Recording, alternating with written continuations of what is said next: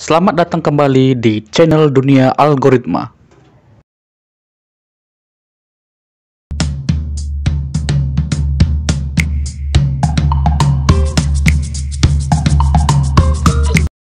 Oke, baik. Di sini kita membahas tentang karakteristik memori. Mata pelajaran Sistem Komputer kelas 10A dan kelas 10B Sekolah SMK Mustafa Perbaungan. Yang menjadi pembahasan kita yaitu karakteristik memori. Jadi kira-kira seperti apa? Oke, adapun peta konsepnya seperti ini ya. Peta konsepnya karakteristik memori.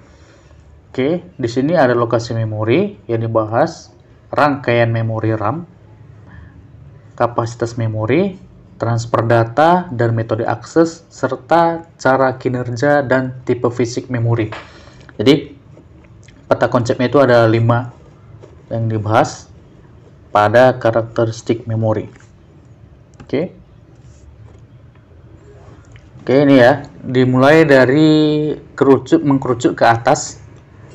Di atas ada CPU register, lalu ada cache, level 1, level 2, ada RAM, physical RAM, virtual memory, storage device types, ROM, BIOS, removable driver, network atau internet storage, hard drive, lalu input source, keyboard, mouse, removable media, scanner, kamera, mic, video, remote source, other source. Jadi mengkerucut ke atas dimulai dari input, tahapan input, ada keyboard ya, segala macamnya, lalu ada media penyimpanannya, lalu ada RAM yang ada di komputer, cache sebagai penanda atau sebagai pengantar kinerja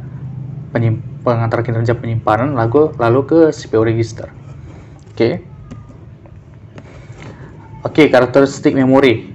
Untuk menentukan jenis memori yang tepat digunakan pada komputer, kita harus mengetahui karakteristik setiap memori yang dapat dipasang pada komputer. Oke, jadi sebelum kita pasang, kita harus mengetahui dulu karakteristiknya.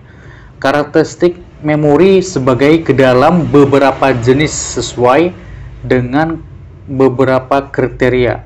Di antaranya adalah lokasi. Adapun menjadi kriterianya lokasi, artinya tempat, kapasitas, dan metode akses. Jadi di dalam memori itu ada lokasinya, ada tempat dipasangnya memori, kapasitasnya, dan metode aksesnya. Bagaimana cara mengakses daripada memori tersebut supaya bisa tersimpan. Oke, lokasi memori. Dilihat dari posisi prosesor, lokasi memori dibagi menjadi 3, yaitu yang pertama terletak di dalam CPU. Yang disebut dengan register, cache L1. Kedua, memori internal terletak di dalam motherboard, L2, L3, memori utama dalam ROM. Yang ketiga, memori eksternal terletak di luar motherboard, hard disk, floppy disk, dan lain-lain.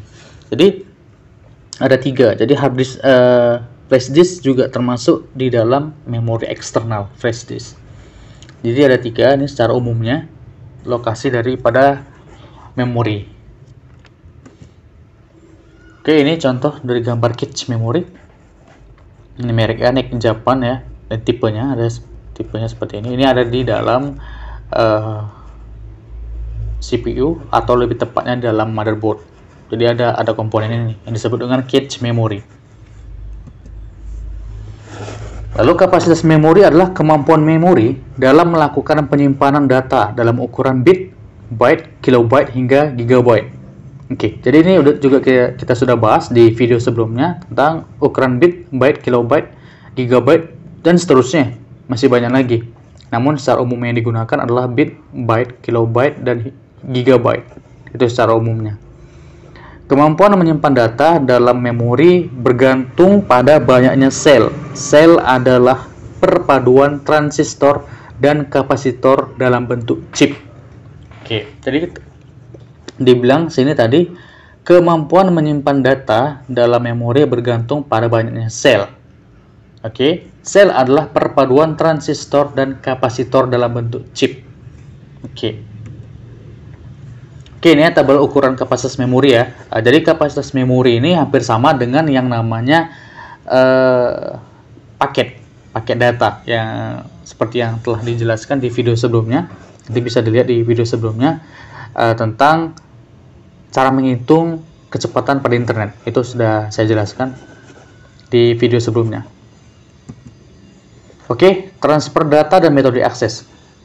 Transfer data adalah kemampuan untuk menerima dan mengirimkan data dari dan menuju memori. Jadi ada prosesnya ketika mentransfer data itu dari mana awalnya.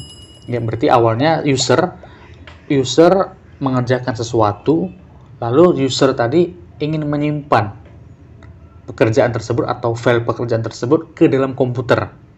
Nah, gitulah dia. Contohnya. Terdapat 3 jenis metode dalam ukuran transfer data. Di antaranya adalah yang pertama word. Ada disebut dengan word. Apa itu? Merupakan satuan jumlah bit data yang mewakili isi data bit dan panjang instruksi. Oke, yang kedua addressable units. Pada sejumlah sistem komputer, nilai ukuran satuan addressable units adalah word. Akan tetapi, ada yang menggunakan satuan addressable units dengan satuan byte untuk menentukan jumlah hubungan antara panjang X sebuah alamat memori dan jumlah Y addressable units dapat menggunakan rumus 2 pangkat X sama dengan Y. Jadi seperti ini rumusnya. Units of transfer adalah banyaknya bit data yang dapat dibaca atau dituliskan write ke dalam memori pada suatu waktu. Oke, jadi ketika kita melakukan pekerjaan di dalam komputer, ketika kita ingin menyimpan ataupun tidak kita simpan, maka nanti otomatis secara sederhananya komputer akan menyimpan. Contoh kecilnya ketika kita menyimpan file pada saat kita mengerjakan dokumen di Word, maka nanti akan tertuju apakah do you want to save the document. Jadi ketika kita menyimpannya, maka otomatis dia akan tersambung ke memori komputer. Namun ketika kita tidak menyimpannya, juga di situ ada jejak bahwasannya kita mengerjakan dokumen tersebut. Jadi seperti itu cara kinerja daripada memori komputer.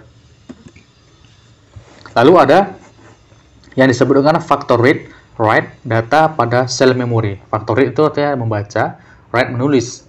Jadi faktor baca tulis data pada sel memori. Seperti apa itu? Yang pertama ada namanya sequential access. Diuraikan dalam bentuk unit data yang disebut record. Metode akses data dalam record harus dibuat dalam bentuk linear. Lalu yang kedua, direct access. Mendukung proses share, read atau write data. Tiap blok dan record data mempunyai unique address. Yang ketiga, random access. Metode pencarian tidak bergantung pada urutan lokasi memori sebelumnya secara acak. Lalu yang keempat, associative access, pencarian data secara random berdasarkan isi data dalam tiap lokasi memori. Oke, jadi seperti ini faktornya, faktor read and write daripada memori komputer. Lalu bagaimana kinerja dan tipe fisik memorinya? Ditentukan oleh beberapa parameter. Yang pertama, access time, waktu yang diperlukan memori untuk melakukan operasi baca tulis. Yang kedua, memory cycle time, hasil penjumlahan access time dan waktu tambahan yang diperlukan transient agar hilang pada saluran sinyal. Yang ketiga, transfer rate, kecepatan transmisi data menuju memori. Lalu ada dua model transfer rate. Yang pertama, memori jenis RAM, kecepatannya sama dengan 1 per cycle time. Yang kedua, memori berjenis non-RAM, rumusnya adalah TN sama dengan TA tambah N per R. Oke, jadi kinerja dan tipe fisik memori itu ditentukan oleh 3 ya. Yang pertama itu waktu yang diperlukan memori untuk melakukan operasi baca tulis. Lalu yang kedua, hasil penjumlahan waktu tambahan yang diperlukan transient agar hilang pada saluran sinyal. Yang ketiga, transfer rate, kecepatan transmisi data menuju memori. Jadi masing-masing ketika kita ingin mengcopy ya, ketika kita ingin mengcopy atau meng-cut suatu file, suatu folder atau suatu dokumen pekerjaan yang ada di komputer. Ketika kita ingin menyimpannya, maka itu membutuhkan waktu Ya, itulah namanya kinerja daripada memori. Ketika kita ingin menyimpan suatu dokumen, apakah itu dokumen itu sudah kita siapkan, sudah siap, atau masih berlanjut dokumen yang kita kerjakan atau yang kita buat itu, maka nanti ketika menyimpannya membutuhkan waktu. Sama halnya dengan ketika kita mengcopy dari lokalis D ke dokumen, atau dari lokalis D ke lokalis C, atau dari lokalis D ke test disk atau ke hard disk eksternal dan segala macam. Ketika kita ingin mengcopy atau mengcut, itu membutuhkan waktu. Itulah disebut dengan kinerja parameter daripada fisik memori. Nah, itu dia maksud sederhananya. Oke, memori berdasarkan fisiknya. Oke, memori semikonduktor menggunakan LSI atau Large Scale Integration atau VLSI, Very Large Scale Integration, dengan ribuan chip dipadatkan dalam sel tertentu. Yang kedua, memori permukaan magnetik. Data disimpan pada media yang membentuk pola magnet tertentu. Jadi ada dua memori berdasarkan fisiknya, yang semikonduktor dan magnetik. Oke, memori berdasarkan cara penulisannya. Yang pertama, erasable, memungkinkan untuk dapat menghapus data yang ada di dalamnya. Dan yang kedua, non-erasable, tidak memungkinkan untuk dilakukan penghapusan data kecuali dengan menghancurkan unit-unit penyimpanannya. Oke, adapun keandalan memori. Keandalan sebuah memori harus memperhatikan yang pertama, harga memori yang murah, kapasitasnya semakin besar, peningkatan waktu akses, penurunan frekuensi akses memori oleh CPU. Jadi ada beberapa ya, seperti hard disk itu ada yang 250 ya, 250 GB, 300 GB, 400, 500 GB dan sebagainya. Jadi semakin besar kapasitas gigabyte atau terabyte-nya, maka itu semakin banyak ya, semakin banyak dokumen-dokumen yang bisa disimpan, yang bisa ditampung daripada memori. Seperti itu. Ini ya, ada spesifikasi magnetic storage-nya. Oke, cache memory seperti ini. Oke, ada ukurannya, ada juga waktunya. Dari cache memory sampai pita magnetik ini bisa dilihat ukurannya. Ada yang sama, ada yang berbeda juga. Itu menyatakan bahwa masing-masing tipe memori memiliki jenisnya.